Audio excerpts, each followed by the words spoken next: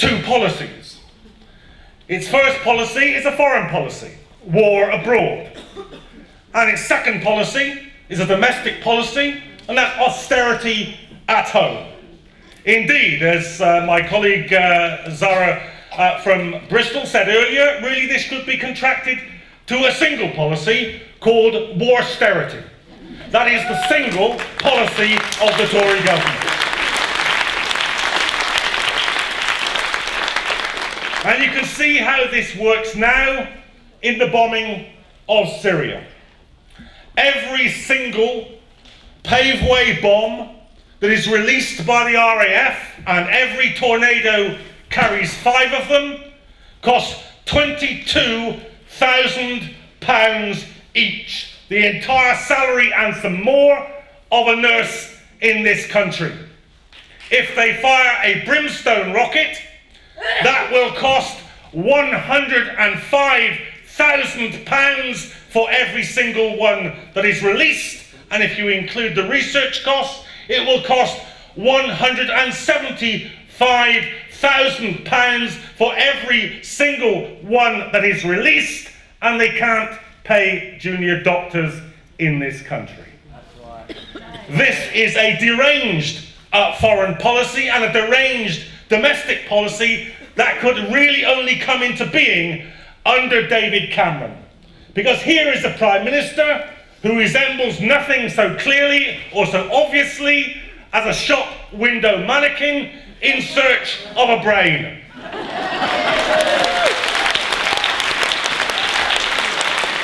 But unfortunately, the brain that he's chosen is George Osborne's. Now, they say everything goes better with Coke, but I can't really believe that this combination is going to bring this country anything but death, disaster, and a waste of hard-earned money from the working people in this country.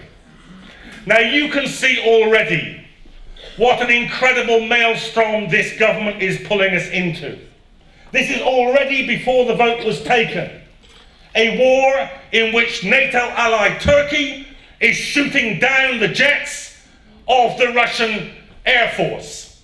It is now today one in which Turkey's regiments have passed over the border into Iraq, and in which the Iraqi government is demanding their immediate withdrawal.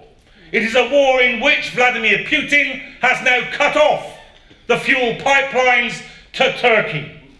Can you not see, Mr. Cameron, can you not understand, George Osborne, that this is not going to be even simply a regional and bloody conflict? It is going to end up with you pulling us into a war between the major powers. That's what it's going to do if you don't get us out very, very quickly indeed.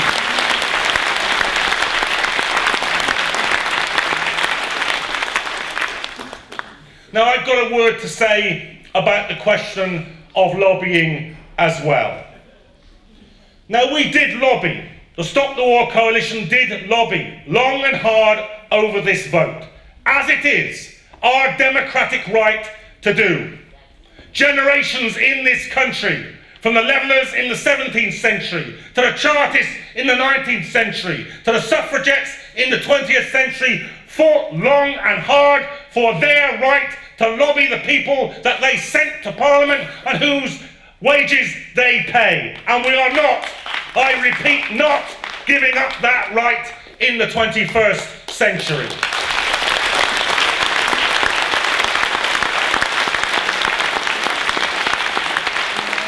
We sent 65,000 messages to MPs through our lobbying tool, and not one of them contained a single word of abuse. And the reason is because it was an automatically generated template letter. Momentum did the same, another 10,000. So I'll tell you what the story should be here.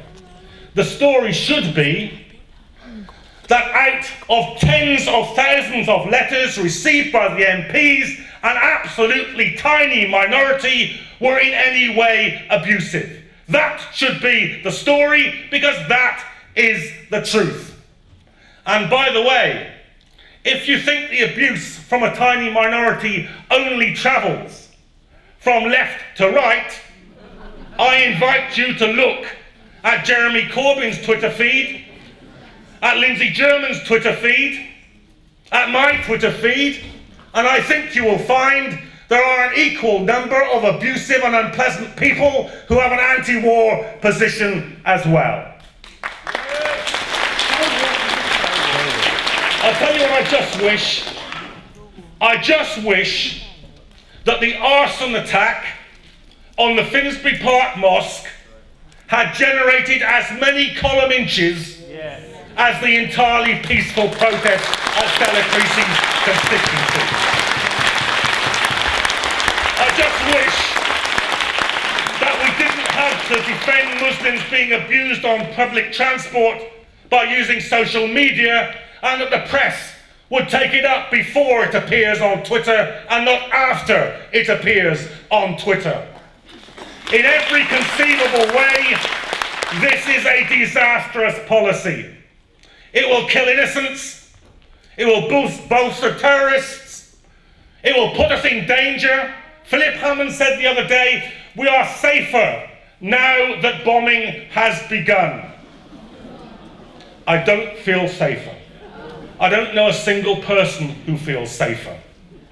I hope it doesn't happen, but I think that Philip Hammond is going to regret those words, and probably because of something that happens in this city. You are wasting life, you are wasting money, you are destroying civil liberties, and you are stoking racism. That's why it has to stop.